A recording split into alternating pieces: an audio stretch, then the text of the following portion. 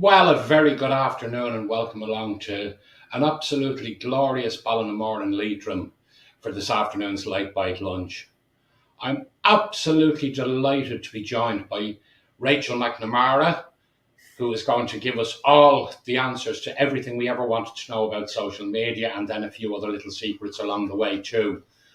But before we do that, I just want to very quickly need to tell you about this.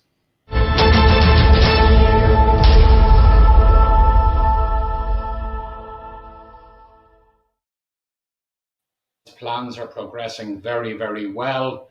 Some of the finalists have already sent in their submissions. Some more are going to be coming in over the next week.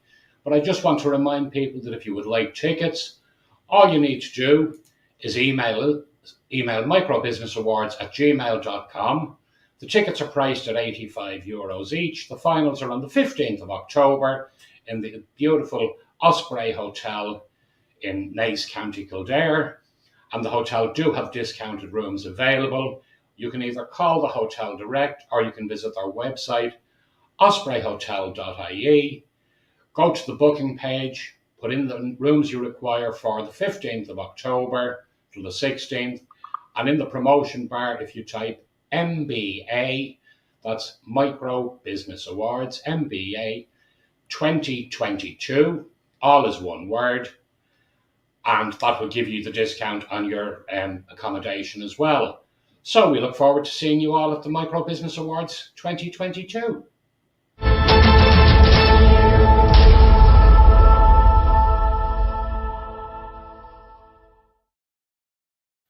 Today. So if you just want to tell everyone a little bit about who you are, what you do, etc. Yes, hello, and thank you for having me, Rory. The intro itself has just been amazing. So well done. This is a brilliant setup. But in short, my name is Rachel.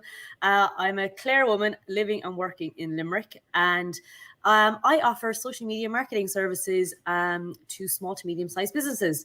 What in short that means is I offer organic growth strategies such as social media management, content creation, email marketing, web management and build to businesses who are particularly lacking on time to manage these themselves. And I face that challenge myself week in, week out, and I know what that challenge is like.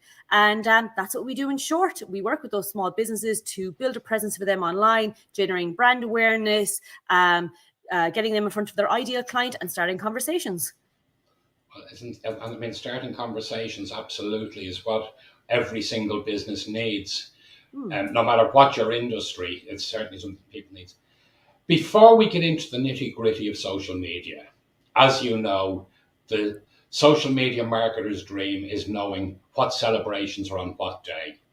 And today is a particularly nice celebration today, because today is International Chocolate Day. And so much so, my fruit and nut. This is my guilty pleasure, a fruit and nut. My friends call it the old lady bar, but I love it. But like even better, I think tomorrow, I believe, is it tomorrow kebab, National Kebab Day? Yes, another favorite. Yes, National Kebab Day tomorrow, and it's National Chocolate and Almonds Dipped in Chocolate Day tomorrow as well. So it's a really good weekend. And then I think Saturday is National Cheesecake Day. For all the sweet tooths. Yeah, and the only problem is I'm doing Slimming World, so all of these things are... They're floating around the wrong time for you, Rory. Absolutely. Well, the only thing is actually Slimming World do have a lovely kebab recipe, but we'll save that for another day to talk about. So, Rachel, let's talk social media trends. Right? At this moment in time, one trend that I have seen that actually personally I find very hard to accept is the amount of female entrepreneurs who are putting themselves out there, and because they're not in an absolute business suit, because they're dressing the way they feel comfortable within their own business, and they're being absolutely slated for it. Is this a trend that can be broken? And if so, how? I think with the way, it's a great question, by the way. I think with the way social media is going, and I say this to a lot of the businesses I work with, and it's a funny focus on that is just a lot of people, even with me, go with LinkedIn and they're sharing their personal brand. They make that point as I have to be in my suit and tie. And it's not until I open up their eyes and I say, I want you to look at your network that you're actually connected with. And look, are any of them in their suits and ties? And majority of the time, they're not. They're out in the real world. They're wearing their real life day-to-day clothes, and they're just being themselves. And I have tried to make a lot of business owners understand that these types of brands or social media platforms, they're lifestyle focused now. They are not focused with the shirt and the tie and the sitting in the four walls of their office. It is a lot more broad. It's now as a space where people connect with people, and they have for a long time, but people haven't understood that. And at the end of the day, people are going to stop scrolling when they see you in whatever it might be, your GAA attire or a tracksuit while you're on site, whatever that might be. And I think a lot of people are becoming a lot more acceptable to it. It's slow, but as they do become more acceptable, they realize the return is actually much more there than it is when they're in their suit and tie. Yeah, no, well, I absolutely agree with you. I mean, as far as I'm concerned, I have no interest. Any client I meet day to day, I have no interest in how they look. And I deal with everything from very, very small businesses through the accountancy right the way up to international companies. And I have met a number of very senior people in senior companies who will show up in jeans and a t-shirt because that's what they're comfortable with. That's who they are. Right? And it doesn't affect how they do their job. Absolutely. If you're dealing with the public face to face, you dress to impress. Absolutely. But where you're working away in the back office, there seems to be such an emphasis. And the working from home, I think, changed a lot of that emphasis. Yeah, and I actually think, and it might be a bit controversial, but I am a big fan of what happened in the last 2 years and just how the world shifted, and that these working from home and dressing in different attire and being available online rather than having to meet face to face, I think was something of the best thing that could have happened to a lot of us. And it made us realize a lot of the opportunities that were actually available to us. And we didn't have to have the focus of being in the office every day, 9 to 5, and having, I suppose, the lack of freedom that we do now to be able to go to someone. Let's just go online, have a Zoom call. If you're in your pajamas, don't worry. That's not what I'll be focusing on. I'll be focusing on the conversation we're having at hand and what needs to be discussed. Absolutely. So, John, what's your thoughts? What's the next, or how do we know what the next social media trend is going to be? We don't. That's how fast it's moving. But the one thing I will say is that it is definitely fully surrounded by video. A lot of people say to me when I work at different brands, they go, oh no, I can't, I'll put up a photo, but I'm not putting up a video. But video at the end of the day is king.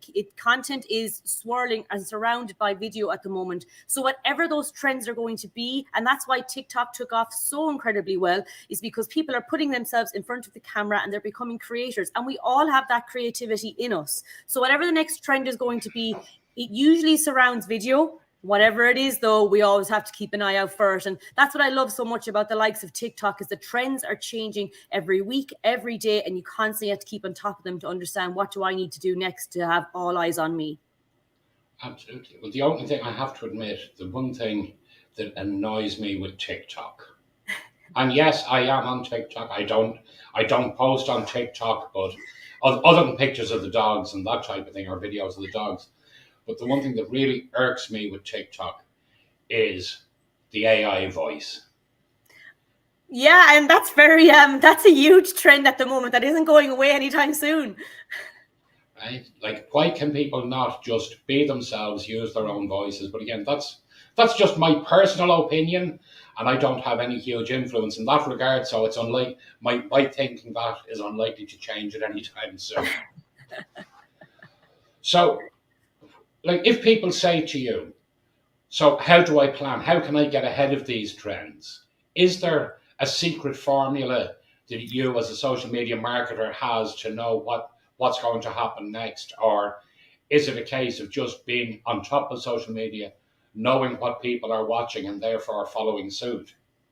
Well, I have found that I'm on social media every day, and not as much as I actually used to be. I took a break from it there for the last few years, not to be on it as much. And I have found now that I've come back onto it, I'm looking at it completely differently, which is great. I just have such a different vision of what social media is and the trends that are out there. But to answer your question about how can people get ahead of the trends, they're actually, like, I used to be subscribed to this subscription before, and it was a simple Excel sheet that was updated every single day with what trends were hot, what trends were becoming hot, so that you always had an idea of, okay, this trend is kind of becoming hot at the moment, I'll try it out for myself. And it was just so great to be able to be part of that little Excel community. There was hundreds of people in it, and they were all seeing the exact same information be populated daily. Whether or not they were actually using it or utilizing it is a different question. But that's actually, to answer that even itself, is that you can always be ahead, but at the end of the day, you need to utilize the trends as quick as you can, because they will either start trending or people will have moved on to the next one. So yes, you can find out what they are, but unless you're utilizing them, you're not going to see the results. Right, but in reality, for small, like for micro businesses or small, medium-sized businesses, unless you have somebody who you are paying to sit there all day, every day on social media to create your to be part of the latest trends and to create your content all the time, it's really, really difficult. That's a massive competition factor. Yeah, it really is. I think it's a lot something a lot of people overlook, and it's not. I've realized that a lot of them don't realize how beneficial it is to have someone managing that aspect of your business or your personal brand until they've started doing it, and then they stop doing it, and they realize that, wow, people are actually noticing more that I'm not online, and they're wondering, where have you gone? Rather than when I was online all the time, they were seeing me. I was building up familiarity. I was building up a community completely unknowing to myself. And it's not until they stop that's when they see the downfall, and it hits hard, like, on, God, people are asking me, where have I gone? And that's when you realize you were doing something right before. And like, at the same time, it's time. Time is really valuable, and we all struggle to kind of make the most of our time. And social media is a big part of that, is making the most of your time online. That's it. Now, Monique has a question for you, Rachel. Can you tell us about the name Rafiki and Fella? Where was it? How you came up with it, etc.? Yeah, so that's a great question. Thank you. So it's how I describe it is that I was speaking with a business owner before, and he named his business after his child. And I said to him, well, I don't have any children as of yet in my life. And I said, when I was naming my business, I was like, what do I have so dear to me that I could name my business after? And me and my partner, we both had these teddies we had since we were babies, well before we were babies.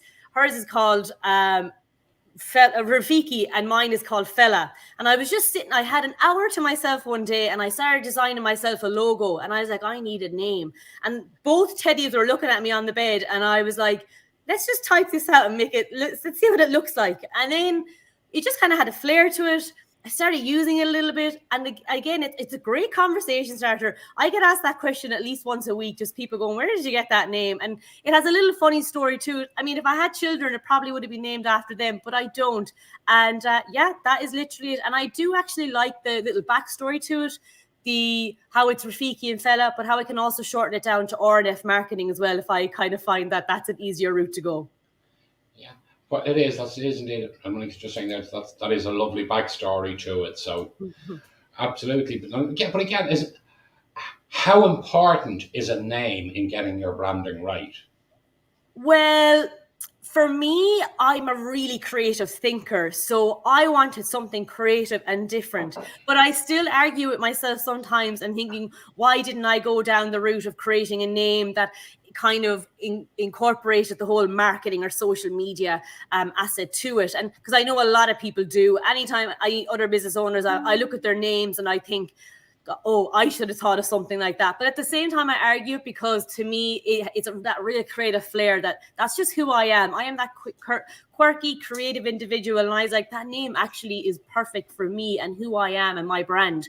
But when I look at the other side of it, I think of SEO and how that if you incorporate a business name or a brand around that, you'll be found easier on Google. There's a lot you can do to benefit your name. And I look at it at that sort of thing as well. So I feel like there's the two sides of it. There's the identity of your brand, but there's also, you have to look at the SEO or the finding you online, etc. Absolutely. But no, as I said, it's so key. And I often, again, I'm talking to clients and the like, and we're discussing different names and what to call it. And it is not an easy task to find a name that just seems to fit. Yeah. Now, as you know, Rachel, every guest that comes on the show is asked one particular question, and that is, what is your what for you? What is the perfect Lite Bite lunch, other than your fruit and nut chocolate? This is a really easy answer. I've known this for a long time. It's my mother's pasta bake, and whenever I go home, and if she ever has it in the oven, I could eat that for the week, for lunch or for dinner. Haven't had it in a while, but it's just, nobody makes a pasta bake like my mother does. So that makes it nice and easy when you know something as simple as that. Exactly. Yeah. So yeah, that's it for me. I have a real good appetite. There's nothing I really do or don't shy away from. But if it comes to like my death row meal would be the pasta bake from my mother, 100%. Absolutely. Another topic I wanted to talk to you about that a huge amount of people in business, particularly micro business owners, struggle with is imposter syndrome. Yeah. And so I wanted to get your views on that. And do you believe it's just a fad? Do you believe people talking about it are just trying to create a means of attention for themselves? Or is it something that genuinely support is needed to be put in place for? That's a great question. I have to say, I never experienced imposter syndrome until I went out on my own. And I never thought I would ever experience it. I always heard people talk about it and I never understood it. I was always like, how can you feel that way? But it's not until I went out on my own and it happened. It actually, because I just came out of COVID. Yesterday, I just finished isolation and I actually felt it the last 3 days of my isolation because I was in my house all by myself and just hearing the silence. And I was just becoming very aware of who I was. But part of me was even like, who am I not? And I have to say, yeah, there's definitely room there for support. I have to say the best part about it is I'm part of a lot of networks, and it was talking about it in those networks and being able to kind of have those conversations with other business owners who were able to say the exact same thing and just give you that peace of mind that you're not going crazy. It's okay to feel like this. It won't last forever. It will go away. And just in my experience, for me, it lasted a day, if not a couple of days. And then I gradually was just coming to terms with it. And I'm very lucky I have a strong head on my shoulders that's able to just talk to myself and realize this is okay. It's all right to feel this way.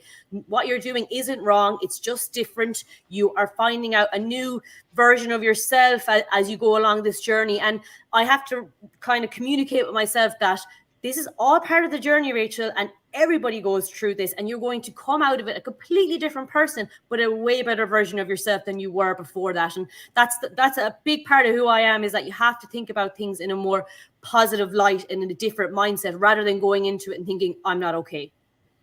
Yeah, no, I can totally get that. And Geraldine Hewitt just commenting there, and thanks for covering the topic of imposter syndrome. So you would say to somebody then who's feeling that way that first thing to do is take a step back, sit down, have a chat with yourself and just say, look, you know how far you have come. If there was a case that you were actually an imposter, you couldn't have got where you've got so far. Yeah. So as opposed to worrying about how long the journey ahead is, don't be afraid to congratulate yourself for the route you've taken so far. Oh, 100%. And it's funny. You just said something there about, everybody should tap themselves on the back. You have not got as far as you have in life. I mean, yes, people might have a great network and this real a group of people around them, family, friends, and network, like any networks that we have and we're a part of. But at the end of the day, the person who got you to where you are is yourself. So turn around and tap yourself on the back. And I have to say, yesterday when I got out of isolation, my family are up in Milltown Malby at the moment, by the beach. And I went up and I met them, and I haven't met people in about 10 days. And I completely took for granted just in that time, the last few days of isolation, about how important it is to surround yourself with such important people. And that's something I'm such an advocate for, is that your network is your net worth. And if there's ever a time where, you're not feeling yourself or you're feeling down, and you take that moment to step back and talk to yourself and have that conversation, it can really benefit you to actually go and talk to others. And don't be afraid to do that. I talked to my friend Sophia, if she was watching this, and I'll definitely send her the link. We chat every day now, just sending voice notes. And it is the nicest thing in the world just to be able to get off my chest how I'm feeling today. Might be having a great day, might be having a not so great day. And if she listens to that voice note within 5 minutes or 8 hours later after she's finished work, I am just so happy to know she's going to be able there to listen to my voice note. And what I'm saying is being heard. And that in that time when I'm waiting for her to respond, I'm able to have that time to think about what I said and come to terms with it and just realize everything's going to be okay. And I know that's easier said than done, but trust me, yesterday I was not my optimistic self, and I'm so glad that is behind me now, and I've come out a better person and gone, Rachel, it's all totally okay not to be okay. Yeah, and I think that is a very, very important message to put out to people, that don't be afraid to reach out, because you're not the first person to feel like this. You won't be the last. And down the road, quite likely, somebody is going to reach out to you when they're feeling how you are now. Exactly. And you can say to them, look, this will pass. That doesn't mean it's any less important, or that there's not things you need to look at doing, but that you will get past it and you'll realize just how well you are doing. Yes, exactly that. You've hit the nail on the head there, Rory. Yeah. Now, tomorrow night's lottery is going to be a huge prize. Some would even go as far as saying it'll be an obscene prize. Right? Well, the Lotto is my guilty pleasure. I am one of those people that has believed since a very young age that the Lotto is just this, I don't know what you'd call it. It's just this fantasy or this dream like you see in the movies, and you're thinking, wow, what an opportunity. And it's like many things, I think the Lotto is just this great little joy that we all have a chance at it. And I love the phrase that if you're not in, you can't win. And I live around that phase a small bit sometimes in life. Like, I've invested in a lot of programs in the last few months and years, and I've always just had that mentality, just like the Lotto. If you're not in, you can't win, and you might as well take that chance if you think something's going to come out of it. And you're probably going to ask, what would I do if I won the Lotto? And to me, I feel like I'm very basic. I'd be very much like, I'd be ringing up Mammy straight away. She'd be the first person I'd be ringing and saying, look, what do you have over your head at the moment? I'll take care of it. If you and Dad want a holiday, I'll be there to look after you. If any of you need a house or a roof over your heads, give me a buzz. Let's all be there to support each other. I just love helping people. And if I could help my family at first, I'd be pure delighted. Absolutely. Well, I mean, are you one of these people that as the jackpot goes up, your spend increases? No, I only ever buy a ticket when I'm in the shop and I look at the Lotto screen and it says how much is on it. And I'm one of those people that goes, no, that's not enough. We'll come back next week and see.